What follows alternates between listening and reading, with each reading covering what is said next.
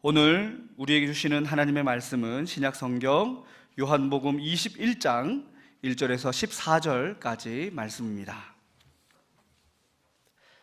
제가 가진 성경으로는 신약 183쪽에 있습니다.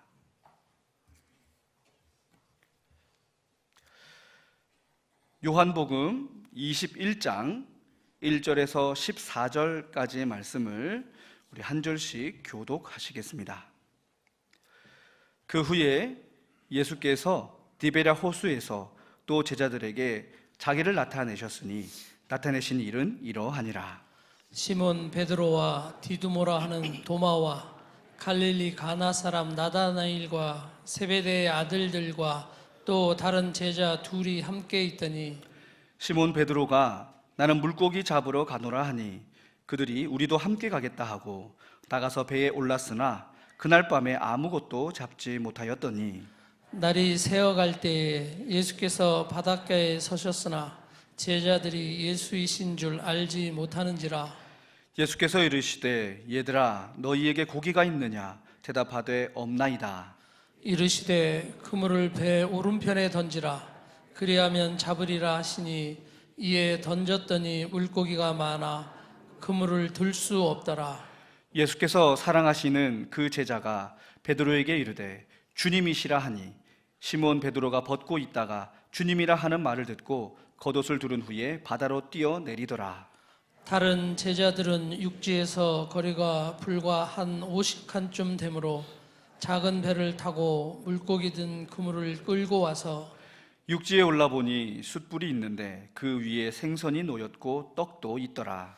예수께서 이르시되 지금 잡은 생선을 좀 가져오라 하시니 시몬 베드로가 올라가서 그물을 육지에 끌어올리니 가득히 찬 큰 물고기가 153마리라. 이같이 많으나 그물이 찢어지지 아니하였더라. 예수께서 이르시되 와서 조반을 먹으라 하시니 제자들이 주님이신 줄 아는 고로 당신이 누구냐 감히 묻는 자가 없더라. 예수께서 가셔서 떡을 가져다가 그들에게 주시고 생선도 그와 같이 하시니라. 이것은 예수께서 죽은 자 가운데서 살아나신 후에 세 번째로 제자들에게 나타나신 것이라. 아멘. 아멘. 원로 목사님 나오셔서 먹이시는 주님이라는 제목으로 말씀 선포하시겠습니다. 우리 한번 서로 인사를 나누겠는데요. 제 얘기를 잘 들으시고 인사를 나누십시오. 서로 인사하실 때 잘 나오셨습니다 하고 인사하시는데 거기 하나 붙이셔야 돼요.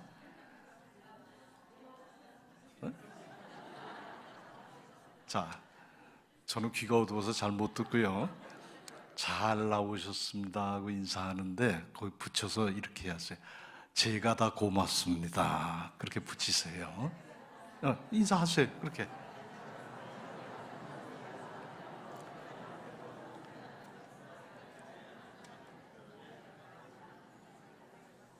아니, 뒤에 것 잘 하셨어요?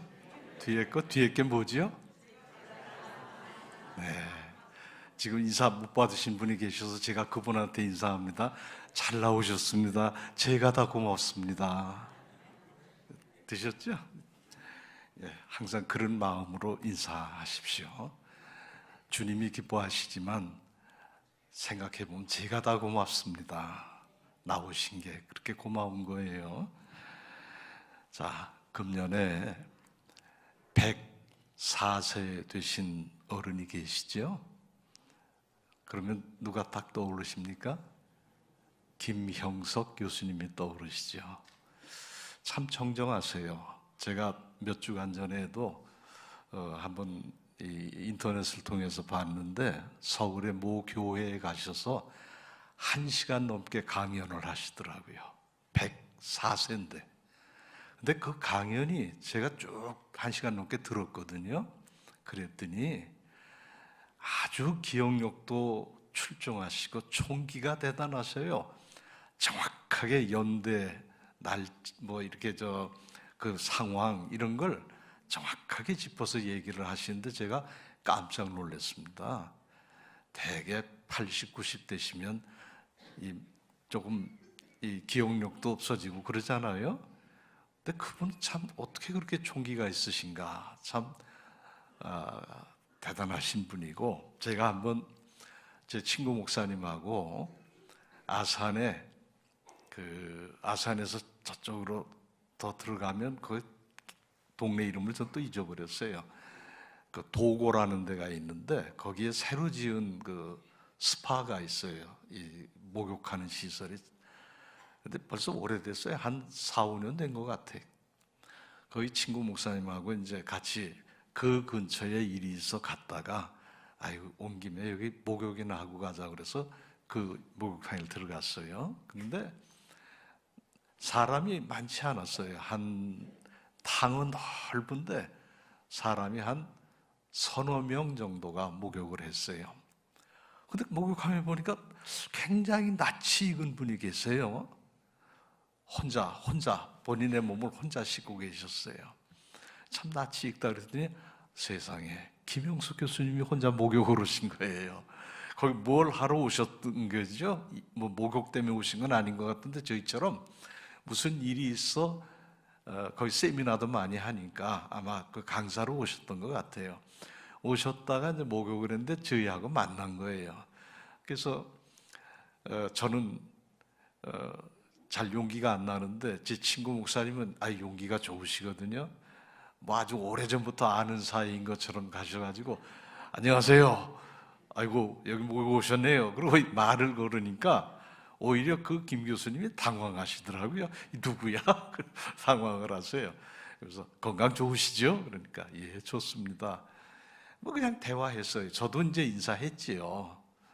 여기서 뵙게 돼서 참 반갑습니다. 그리고 이제 또 덕담을 해야 되니까 교수님 책을 제가 많이 읽습니다. 감사합니다. 그랬더니 아이고 읽어주셔서 고맙습니다. 그리고 인사 서로 나눴어요.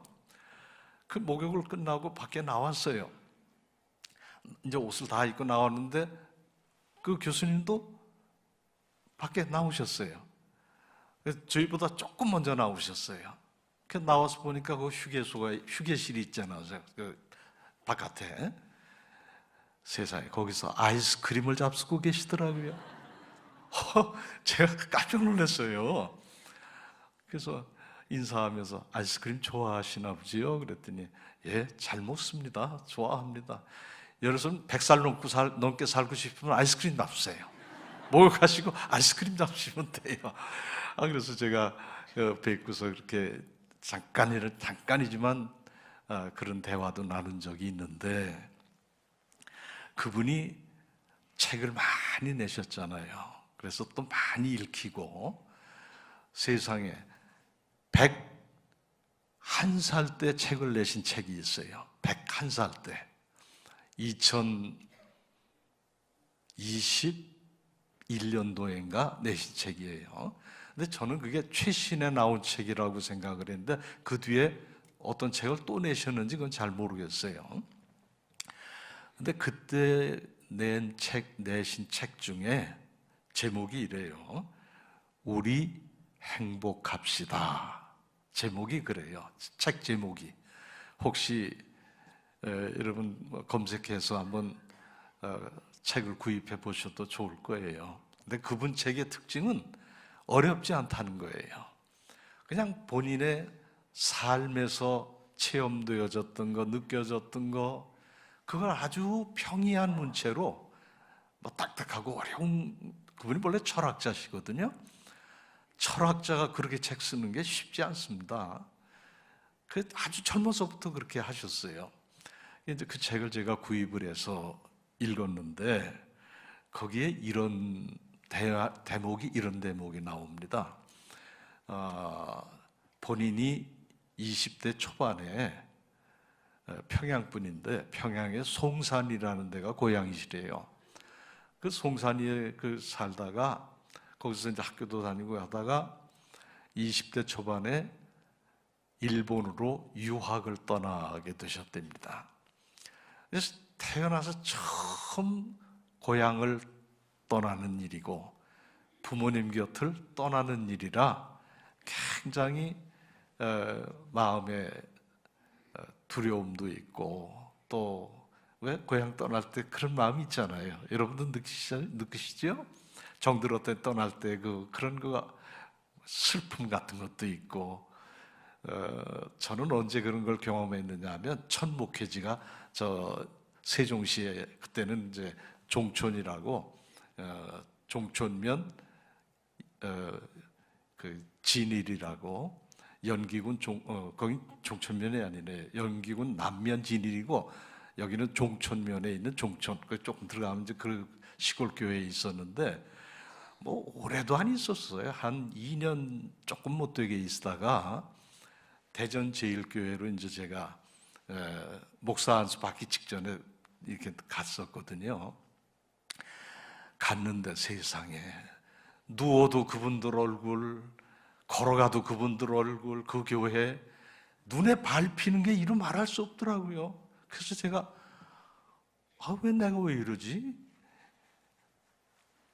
아니 마음이 뭐 막 괜히 슬프고 그 떠난 게 그 교인도 뭐 한 20여 명밖에 안 되는 교인들하고 2년 가까이 하긴 했지만 얼마나 깊이 정이 들었는지 그분들도 지금도 못 잊어서 저를 기억하세요. 지금도 저를 못 잊어서 그랬는데 첫 목회지고 또 그래서 그런 심정을 알지요. 그 떠난 그 심정을.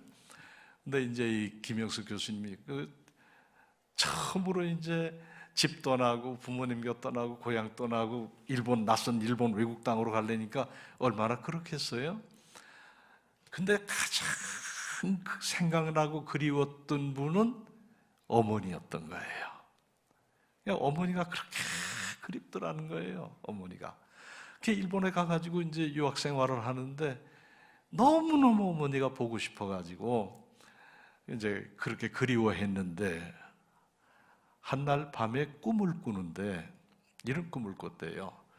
자기가 끝도 안 보이는 벌판, 아마 만주 벌판이 그럴 거예요. 그 끝도 안 보이는 벌판에 딱 서 있는데 앞에 철길이 쭉 이렇게 저쪽에서 이쪽으로 쭉 갔는데 저쪽도 끝이 안 보이고 이쪽도 끝이 안 보이는 그런 복판에 자기가 서 있었는데 저쪽에서 사람 그림자 같이 비치는 그림자가 점점 가까이 오고 있더래요. 그래서 아니 저 끝도 없는 길을 어떻게 걸어가려고 누가 저렇게 걸어오나 그랬대요.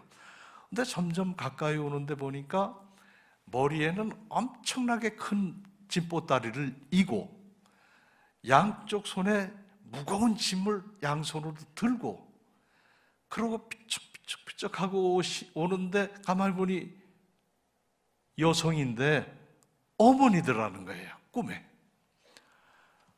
점점 가까이 오는데 보니까 어머니인 거예요. 그래서 아니 어머니 어떻게 이거 여기 오셨느냐고 이 짐은 다 뭐냐고 제가 들어드릴게 내리시라고 제가 들고 간다고 그렇게 이제 얘기를 했더니 어머니 하시는 말씀이 얘야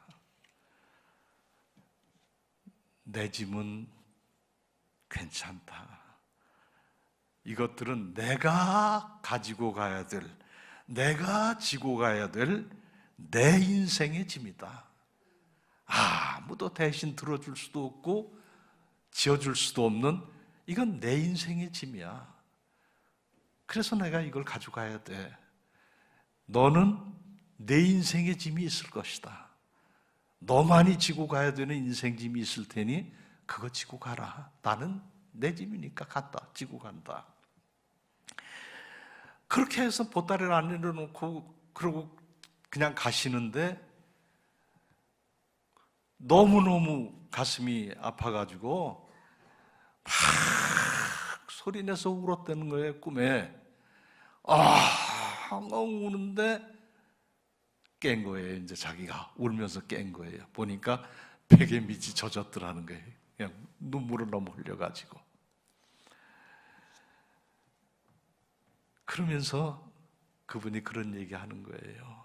사람은 저마다 대신 누가 덜어줄 짐이 아닌 자기만이 지고 가야 될 짐이 있는 게 인생이구나. 그게 인생 짐이다.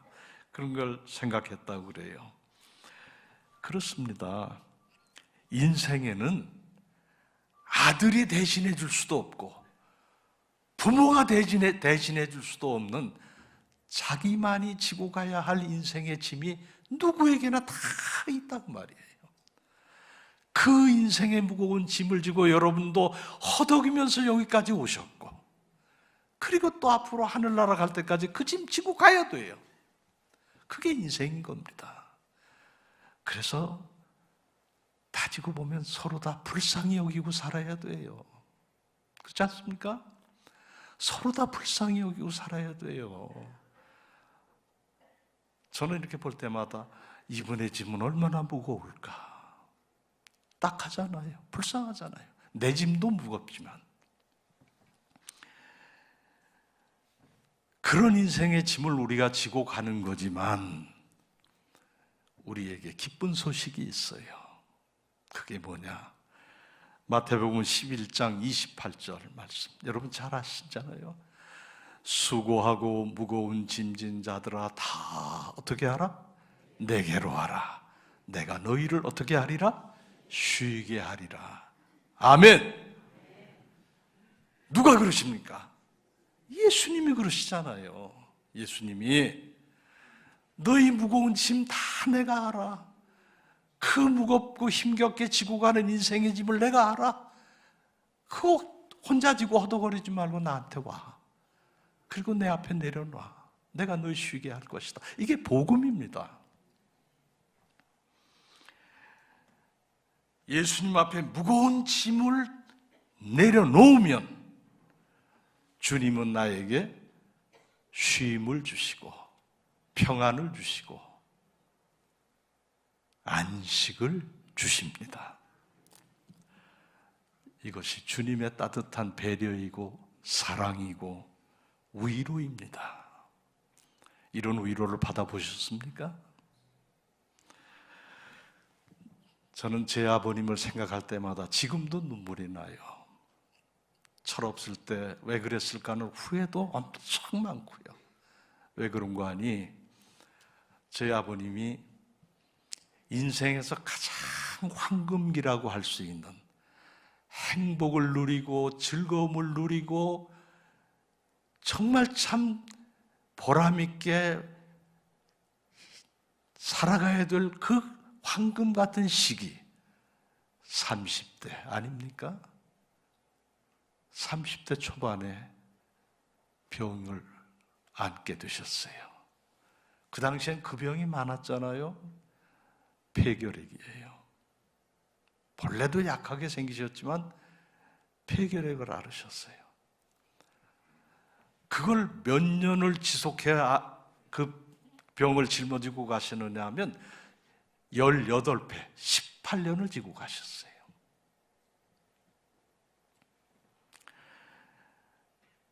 (18년을) 투병 생활을 하시면서 괴롭고 힘들고 고통스러운 그 질병을 떠안고 짊어지고 그 좋은 날 한번 누려도 못 보시고 건강하게 한번, 제가 늘 가슴 아픈 게 그거예요. 계단 한번 못 올라가셨어요. 숨이 차가지고. 언덕백에 올라가려면 저하고 제 동생하고 등을 밀고 올라가고 그랬어요. 대단하죠. 대단한 고통이었어요. 지금도 생각하면 눈물 나고 어떻게 그런 인생이 있나 싶기도 하고, 그렇게 사시다가 하늘나라 가셨는데 아버지께서 항상 즐겨 부르던 찬송가가 있으셨어요. 물론 성경 말씀도 있지만 찬송가를 그 기침을 쉴 새 없이 하시면서도 밤이면 밤마다 밤새도록 기침을 하셨으니까요. 옆방에서 자는 제가 그 젊은 나이에 보라 떨어질 나이에 아주 그냥 들리는 그 소리가 저를 힘들게 많이 했거든요. 그런데도 숨차고 기침 나는데도 이 찬송을 늘 부르셨어요. 그 찬송가가 뭐냐 하면 지금 우리가 가진 찬송가 337장이에요. 그 찬송을 부르면서 그래도 힘을 얻고 위안을 받고 위로를 받고 용기를 내고 하셨어요. 가사가 이렇지 않습니까? 내 모든 시험 무거운 짐을 주 예수 앞에 아뢰이면 근심에 쌓인 날 돌아보사 내 근심 모두 맡으시네. 무거운 짐을 나 홀로 지고 견디다 못해 쓰러질 때 불쌍히 여겨 구원해 주리 오직 예수, 은혜의 주님 예수님. 그걸 그렇게 부르셨어요. 4절까지. 그러면서 저한테 하시는 말씀이 그랬어요. 주님이 불쌍히 여기셔서 나를 구원해 주시면 감사하고, 건강을 회복시켜 주시면 감사하고, 그렇지 않고 주님이 나를 이대로 부르신다면 천국에서 편히 쉴 터이니 그 또한 감사하고 나는 걱정이 없다 그러셨어요. 이게 어떤 믿음입니까, 여러분? 이게 어떤 믿음입니까? 그때 저는 생각을 했어요. 세상 천지에 자식도 그렇게 위로할 수 없어요. 같이 사는 아내도 그렇게 위로할 수 없어요. 부모님도 모시고 살았어요. 할머니, 할아버지 다 계셨어요. 부모님도 그렇게 위로 못했어요. 오직 예수, 은혜의 주님, 오직 예수님만이 그렇게 그저 끊임없이 위로를 하셨던 거예요. 죽을 고통에서 힘이 되어주시고 절망의 가운데에서도 소망을 품게 하시는 예수님, 이보다 더 좋은 분이 어디 있겠습니까? 제가 이렇게 말씀드려도 마음에 와 닿지 않는 분들이 계실 거예요. 그래서 저는 이렇게 얘기합니다. 아는 사람은 알아요. 그렇죠? 그런 데 대해서 아는 사람은 알아요. 그때 제가 그런 생각을 했어요. 그때는 신학교 갈 생각을 안 했었거든요. 저 대학 졸업한 때가 하여튼 졸업하고 그럴 때니까요. 신학교 간다는 생각을 안 했어요. 그 후에 이제 신학교를 가고 목사가 됐지만, 그때 무슨 생각을 했느냐 하면, 만일에 내가 목회자가 된다면, 목사가 된다면, 설교자라는 목사도 될 수 있으면 좋지만 난 그게 우선이 아니다. 설교자라는 게 우선이 아니라 믿음 좋은 목사 되는 게 더 중요하다. 목사이기 이전에 내가 먼저 믿음이 좋아야 된다고. 그래서 신학교 간다면 나는 믿음 좋은 목사가 되겠다. 믿음이 중요한 거예요. 믿음이 있어야 되는 거예요.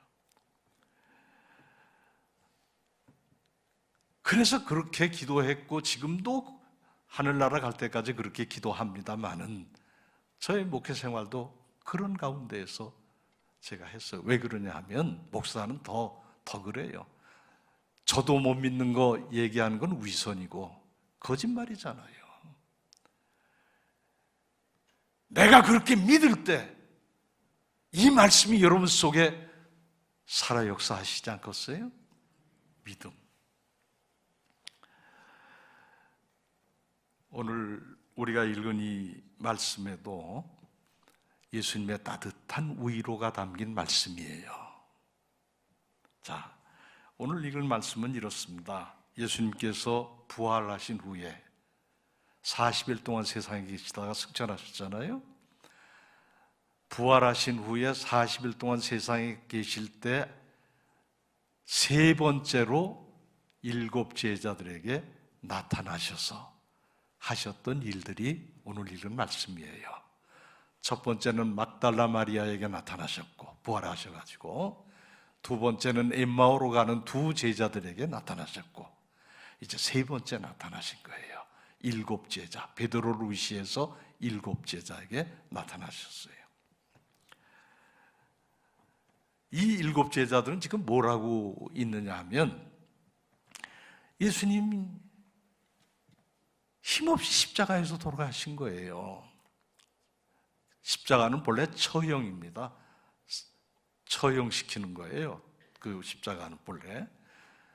그 십자가에서 처형당하시고 돌아가신 거예요. 제자들은 예수님을 의지하고 따르고 따라다니고 배우고 같이 동고동락하면서 다녔어요. 예수님께서 계실 때는 아주 의기양양하고 든든하게 다녔지요. 근데 그 예수님이 사라지신 거 아닙니까? 제자들이 어떻게 되겠어요? 시리에 빠졌지요. 실망이 이만저만이 아닙니다. 앞으로 이제 우리는 어떻게 살아야 되나? 누굴 보고 살아야 되나? 탄식만 나오는 거예요. 그래서 베드로가 아이고 그래도 이게 목숨은 유지를 해야 되니까 밥은 벌어먹고 살아야지. 그래가지고 예수님 따르기 전에, 예수님 따를 때 다 버렸던 그 어부들의 그 배와 고깃배와 그물을 베드로가 생각하면서 그거 가지고 이제 다시 옛날처럼 고기잡이 해야 되겠다. 그래서 몇 마리라도 팔아서 입에 풀칠이라도 해야지. 그러고서 고기 잡으러 간다고 그러니까 나머지 같이 있던 여섯 제자들도 우리도 같이 가자. 그러고 간 거예요. 가서 갈릴리 호수에서 자신만만하게 그물을 던졌어요. 밤새도록 그물을 던졌는데 말씀해 보면 한 마리도 못 잡았어요. 신기하잖아요. 그 넓은 갈릴리 바다, 그리고 그렇게 잘 잡던 고기가 그날 한 마리도 안 잡혔어요. 이제 새벽녘이 됐습니다. 이제 어둠이 약간 밝아질 무렵인데 그 호숫가에 저쪽에 보니까 웬 사람이 한 사람이 서 있는 거예요. 누군가? 그랬더니 그분이 말을 거는 겁니다. 이보게들 얼마나 잡혔는가 하고 물어요. 근데 밤새도록 던졌는데 한 마리도 못 잡았잖아요. 그래서 한 마리도 못 잡았습니다. 그렇게 대답을 했어요. 그랬더니 그분이 말씀하시기를 그러면 그물을 배의 오른편으로 한번 던져봐라 그러세요. 생각이 나지 않습니까? 뭐가 생각났을까요? 베드로가 생각이 났어요. 다른 제자도 생각이 났어요. 뭐가 생각났겠어요? 누가복음 5장에 보면 그날도 밤새도록 그물 던졌지만 한 마리도 못 잡았어요. 그때 예수님께서 깊은 곳에 가서 그물을 다시 내려봐라 그러세요.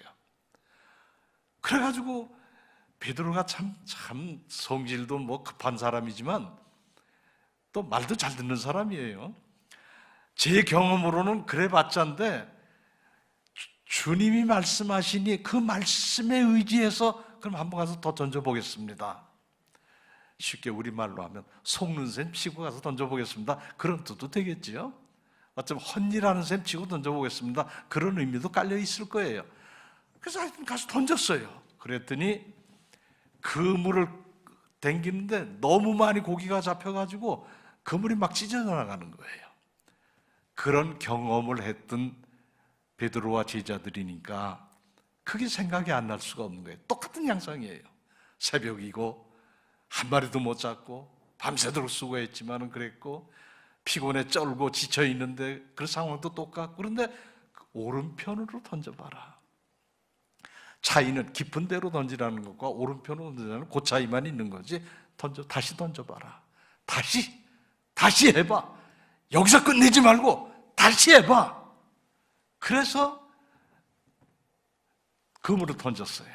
그랬더니 아니나 다를까 꽉 차게 그물에 너무 무거워서 끌어올리기도 힘든 만큼 잡혔다 그랬어요. 성경에 보면 153마리라고 그랬습니다. 그러면 에게 그 153마리 그까지가 얼마도 안 되는데 우리는 짝으로 보니까요, 그죠? 우리는 그냥 대형 어망에다 끌어올리면 뭐 어마어마하게 잡잖아요. 근데 갈릴 바다를 생각하셔야 돼요. 그 배는 나룻배예요. 그냥 지금도 가면 베드로가 타던 배라고 만들어진 배가 있는데 이렇게 그냥 조그마한 보트예요. 거기서 베드로 물고기라고 또 그 갈릴리 바다에서 나온 물고기를 또 조리해서 파는 것도 있어요. 어쨌든 그 조그만 배에 그 물도 조그만 거 던졌는데 거기에 153마리는 엄청난 겁니다. 이게 그 물이 배가 흔들리는 거예요.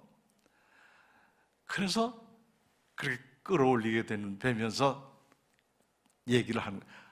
주님이 맞아. 돌아가신 주님이 여기 다시 나타나셨어? 이게 무슨 일이야? 베드로는 성질도 급하잖아요. 그냥 겉옷만 두르고 물로 뛰어들어가가지고 헤엄쳐서 그래가지고 육지로 가서 주님을 만나게 되고 다른 제자도 배를 끌어올리고 주님을 만나게 돼요. 주님을 만났는데 주님께서 어떻게 하셨나 잘 보세요. 이렇게 주님 앞으로 가니까 거기 숯불이 피워져 있는 거예요. 숯불 위에는 생선이 물고기가 구워져 있는 거예요. 서너 마리 이렇게 구워져 있고 옆에는 떡이라고 우리는 번역을 했지만 이게 우리로 말하면 밥이에요. 밥상이 차려져 있는 거예요. 그때 주님이 말씀하세요. 배고프지? 와서 아침 먹어. 내가 차렸으니까 와서 아침 먹어.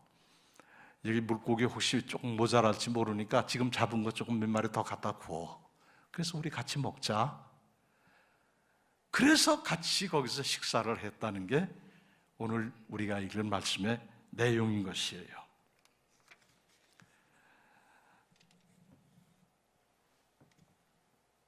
같이 밥을 먹으면서 이 제자들의 마음이 어땠을까? 한번 생각해 보면 생각이 들 거예요. 특히 베드로 어땠을까? 아주 감격스러웠을 것 같지 않습니까? 여러분 생각이 그렇지 않습니까? 특히 베드로의 경우는 숯불 보고도 놀랐을 것 같아요. 예수님 3번 부인할 때 불 쬐고 있었잖아요. 그랬던 베드로니까 더 마음이 그랬을 거 아니겠어요? 부인, 주님을 모른다고 3번씩이나 부인했던 그 주님이 와서 밥 먹으라고 하시니 이게 꿈이야 생시야?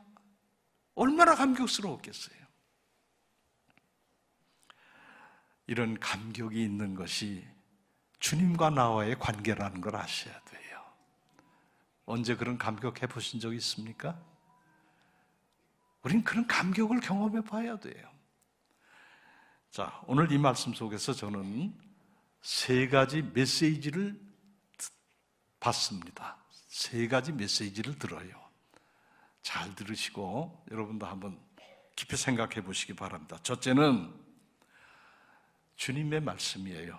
너희 곁에는 언제나 내가 있다 하는 메시지입니다. 따라서 하십니다. 너희 곁에는 언제나 내가 있다. 아멘. 나 죽은 줄 알았지? 나 무덤에 장사돼서 없어진 줄 알았지? 여기 있잖아. 너희 곁을 안 떠나. 나는 언제나 너희 곁에 있어. 이거 보여주시는 거 아닙니까? 그러니 낙심하면 안 돼. 그러니 절망하면 안 돼. 그러니 좌절하지 마. 내가 언제나 옆에 있잖아. 이걸 우리에게 보여주신다 그 말이에요.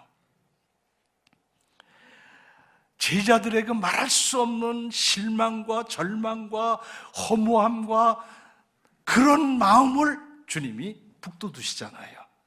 걱정 마. 내가 언제나 네 곁에 있어.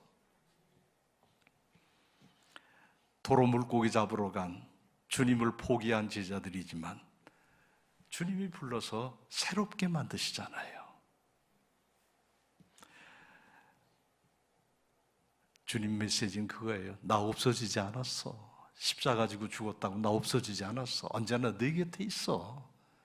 이 음성을 우리도 들을 수 있기를 바랍니다. 그게 뭐냐? 마태복음 28장 20절의 말씀에 보면 주님이 마지막으로 이렇게 말씀하셨어요. 내가 너희에게 분부한 모든 것을 가르쳐 지키게 하라. 그리고 그 다음 따라서 하시죠. 볼지어다 내가 세상 끝날까지 너희와 항상 함께 있으리라. 아멘. 주님께서 마지막 당부하신 겁니다. 볼지어다 세상 끝날까지 내가 너희와 항상 함께 있을 것이다. 나 죽지 않았어? 나 사라지지 않았어? 여기 있잖아. 그러면 우리는 어떤 생각을 갖느냐 하면 죽은 사람이 살아났다 그러면 실물을 봐야 돼. 우리는 그런 생각을 도마처럼 내가 직접 보고 만지고 옆구리에 손을 보지 않으면 못 믿어. 이게 우리 보통 사람 생각이에요. 그런데 여러분, 보이고 안 보이고는 중요하지 않습니다. 사랑이 눈에 보입니까? 여러분, 사랑이라는 실체가 눈에 보입니까? 안 보입니까? 그때 우리는 알잖아요. 저 사람이 나를 사랑하는지 사랑하지 않는지 알잖아요. 보이고 안 보이고를 자꾸 보이는 걸 우리는 찾기 때문에 믿음 생활을 제대로 못하는 거란 말이에요. 보이고 안 보이는 게 중요한 게 아니라 이 마음속이 중요한 거예요.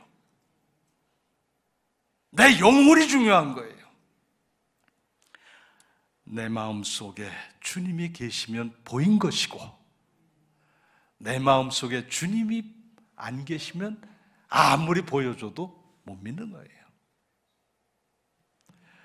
믿음은 마음으로 믿는 것이지 보는 것으로 하는 게 아닙니다. 신뢰라는 게 어디 보이는 것 가지고 합니까? 믿음이라는 건 여러분 사랑한다는 것도요 백날 떠들어도 소용없는 사람 많잖아요. 그렇죠? 여러분 믿음이라고 하는 것은 마음으로 믿는 것이지 이 몸뚱아리로 믿는 게 아니라고요. 아십니까? 몸뚱아리로 아이 사랑해 사랑해 사랑해 백날 해도요 돌아서서 사랑은 무슨 개뿔 그러면 사랑 없는 거예요. 그죠? 그러나 진정으로 마음으로 사랑하는 사람은 말하지 않아도 사랑하는 거예요.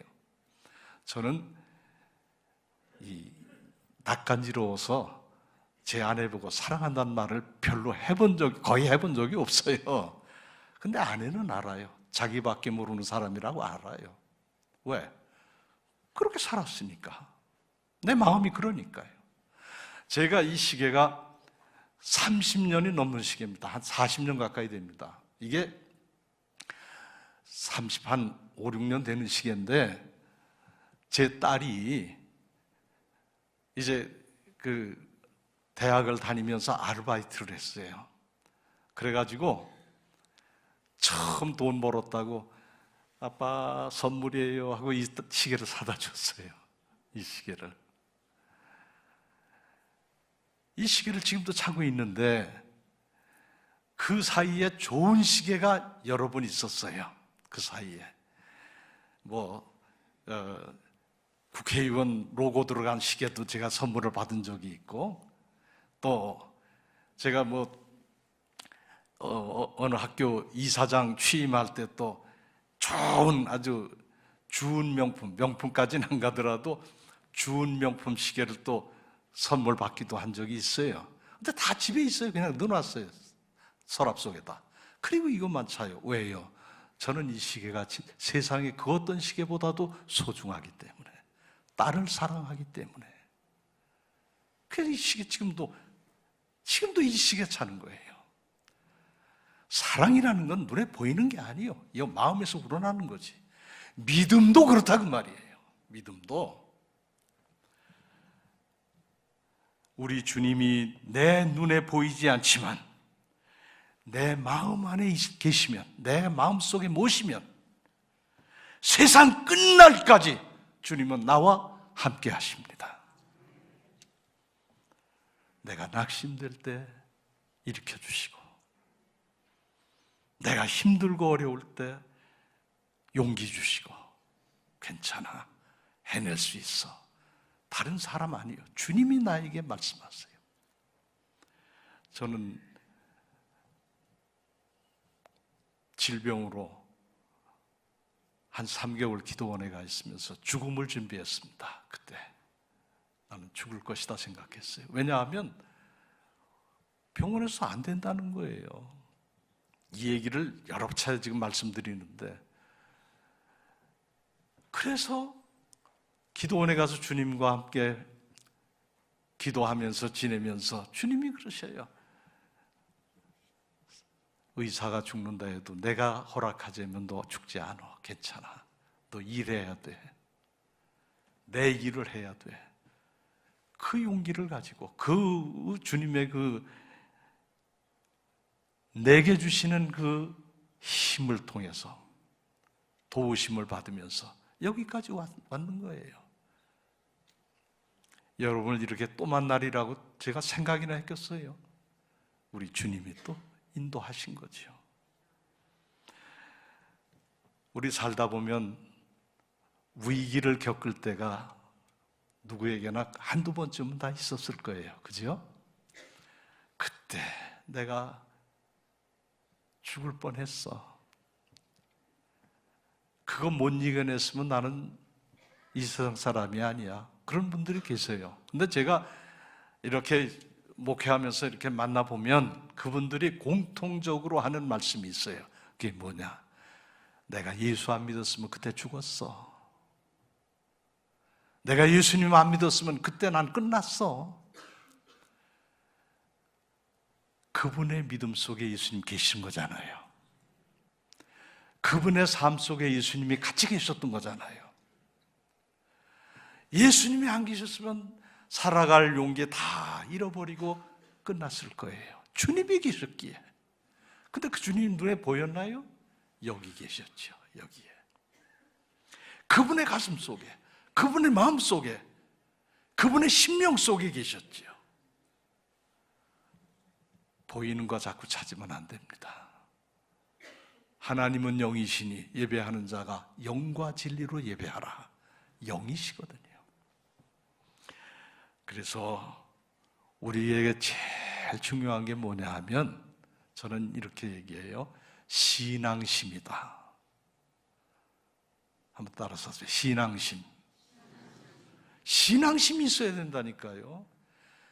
목사 신앙심 없이도 목사 할 수 있어요. 그 목회가 어떤 목회입니까? 위선이죠.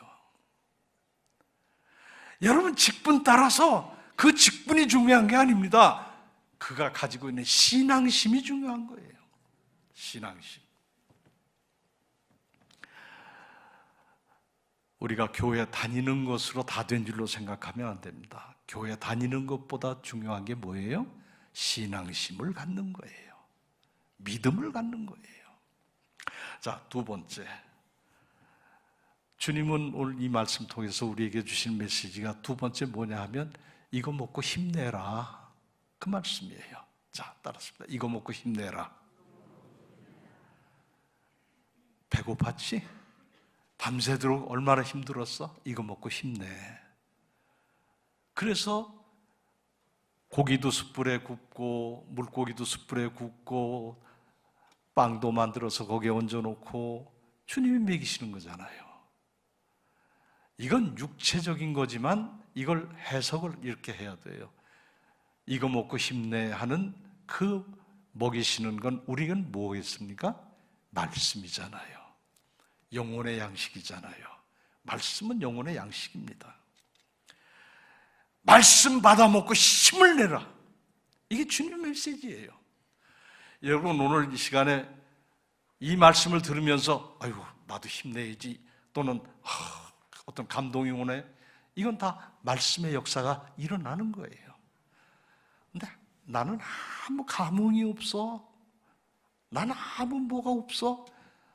그건 좀 심각한 거예요. 그죠? 그거는 다른 말로 하면 메말랐다는 얘기예요. 감성이 메말른 거예요. 우리는 말씀을 먹고 힘을 내야 됩니다.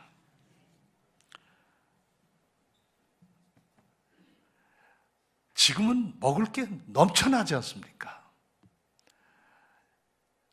지금 우리는 먹을 게 넘쳐나서 골라 먹는 시절을 살고 있지만 옛날에는요, 먹을 거 없었어요. 보릿고개 때 굶는 사람 참 많았습니다. 제가 국민학교 다닐 때만 해도 거지들도 깡통 들고 얻어먹으러 다녔고, 애들도 어른 거지 애들 거지 얻어먹으러 다녔고, 그리고 그것도 못 먹어서 굶어 죽는 사람도 길에 있었어요. 그렇죠? 우리 이재인 집사님, 그렇죠? 옛날에 그 굶어 죽는 사람도 있었죠. 그랬다고요, 옛날에. 근데 제가 지금도 기억나는 게 뭐가 있냐면, 저희 집은 그래도 밥은 한 그릇 먹었어요. 보리밥이라도 어쨌든 먹었어요. 없을 때는 아이고, 저희 집 얘기 할 거 없고요. 그런데 밥을 먹는데, 저는 이제 할아버지 할머니 손에서 자랐거든요, 어려서. 근데 할아버지하고 저하고 겸상해서 이제 점심을 먹어요. 그러면 이제 여름 5, 6월이면 덥잖아요. 5, 6월 그 보릿고개 때 그래도 보리밥이라도 해서 이렇게 할아버지하고 저하고 대청마루 끝에 이렇게 앉아가지고, 옛날에 집들이 딱 그랬어요. 대청마루에 앉아서 밥을 먹으면 바로 앞으로 길이 이렇게 나 있어요. 그러니까 길에 사람들이 지나다니면 이렇게 쳐다봐요. 그러면 제 할아버지가 꼭 그러셨어요. 그 지나가는 사람 보고, 어디 식사는 하셨어? 식사 안 하셨으면 여기 돌아서 한술 뜨고 가시오. 꼭 그러셨어요. 그러면 열에 여덟은 들어와요. 들어와서 밥 한 그릇 더 가져오라고 그래서 저하고 셋이 먹고 그랬어요. 그렇게 배고프던 시절이 있었다고요. 그때 배고픔을 아는 채 지나가다가 들어와서 같이 밥 먹고 가 하고, 낯선 사람이지만, 본 일도 없는 사람이지만 초대받았을 때 그 사람 마음이 어땠을까요? 그래서 한 끼를 배를 채우고 갈 때 그 마음이 얼마나 든든하고 좋았겠어요. 갈 때 2번, 3번 인사해요. 아이고, 할아버지 고맙습니다. 고맙습니다. 고맙습니다. 그러고 와요. 그래서 저는 쌀 한 톨도 허투루 하면 안 된다고 생각해요. 그때부터 그런 생각을 가지고 살아요. 흥청망청 저는 그렇게 못 살아요. 예수님이 와서 밥 먹어 하시는 거하고 같지 않아요? 할아버지를 예수님에게 비교하는 건 아니지만은 마음은 그렇잖아요. 밤새도록 피곤했지? 허기졌지? 여기 와서 밥 먹고 해. 밥 먹어. 이 와서 밥 먹으라는 소리처럼 따뜻한 말이 없어요.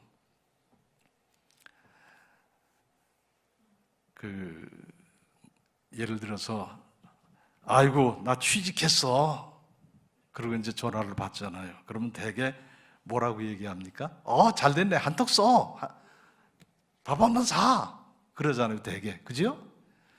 근데 저는 어떻게 하는지 아세요? 나 취직했어. 전화를 받으면, 아이고, 축하해. 내가 밥 한 번 살게. 저는 그렇게 얘기해요. 그렇게 넉넉하게 서로 베풀고 나누고 사는 게, 이게 그리스도의 사랑 안에서 사는 거 아닙니까? 잘 됐으니까 나한테 밥 한 번 사. 이건 아니요. 축하해. 내가 밥 한 번 살게. 용기를 주고 내가 대접을 먼저 하는 거지요. 우리 주님이 와서 밥 먹어. 이것처럼 따뜻한 음성이 어디 있겠어요? 3번째, 마지막입니다. 마지막 메시지는 뭐냐면, 너희는 내 식구야. 주님이 그렇게 말씀하시는 거예요. 따라서 너희는 내 식구다. 아멘. 식구라는 말이 뭡니까? 밥 같이 먹는 사람이에요. 그죠? 사전적으로 보면 식구는 가족을 의미한다고 되어 있지만, 좁은 의미로 넓은 의미로 말하면 밥 같이 먹는 사람이 식구라고요. 식구. 예수님이 식탁을 차려놓으시고 와서 밥 먹어. 우리는 한 식구야. 한 식구. 그러시는 거잖아요. 원래 교회는 식탁 공동체입니다. 초대교회부터 그렇게 했어요. 저들이 날마다 성전에 모이기를 힘쓰며 같이 모여서 떡을 나누고 교제했다고 그랬잖아요. 떡을 나누는 게 뭐예요? 밥을 같이 먹으면서 교제했다는 거예요. 여러분 예배 마치고 이제 식당에 내려가실 거예요. 우린 다 같이 한 식구가 된 거예요. 주방에서 제공하는 밥을 먹으면서 오늘 잘 얻어먹었네. 얻어먹은 내가 아니요. 우리 한 식구 됐네. 해야 되는 거예요. 예수님이 말씀하세요. 너는 내 식구다. 너는 내 식구다.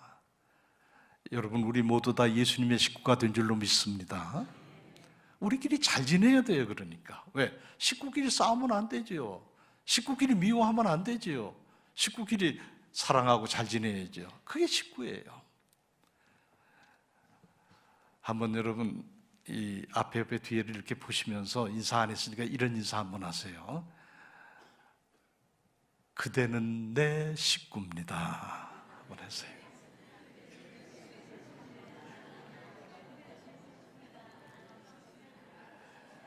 얼마나 좋아요. 우리 한 식구인데. 우리 집의 가장은 누굽니까 그러면? 우리 집의 가장은 예수님이에요. 하나님 아버지세요. 가장은 얼마나 든든해요. 걱정할 게 없어요. 우리 한 식구인데. 자, 그래서 우리도 주님이 차려주시는 이 식탁에 참여해서 맛있게 먹고 건강하게 행복하게 살아갈 수 있기를 바랍니다. 그게 성찬식이에요. 우리 이 내려가서 이따 밥 먹는 것도 식탁 공동체지만 주님이 완성시켜 주신 식탁 공동체는 성찬식이에요. 주님의 살을 먹고 피를 마시는 성찬 한 식구 된 거죠. 한 식구. 자, 여러분 주님이 말씀하세요. 첫째, 너희 곁에는 언제나 누가 있다? 내가 있다. 그러니 걱정하지 마라. 낙심하지 마라. 절망하지 마라. 언제나 내가 있다. 두 번째, 내가 차려준 이 밥을 먹고 뭐 해라? 힘내라. 말씀의 밥을 풍성히 먹고 힘을 내라. 힘내라. 그리고 세 번째 뭐예요? 너희는 다 잊어버리셨죠? 예, 괜찮아요. 다음 주에 또 할게요. 너희는 내 식구다. 할렐루야. 너희는 내 식구다. 기도하십시다. 나는 언제나 너희 곁에 있으니 걱정하고 두려워하지 말아라. 내가 차려준 이 밥 먹고 힘을 내라. 말씀 먹고 힘을 내라.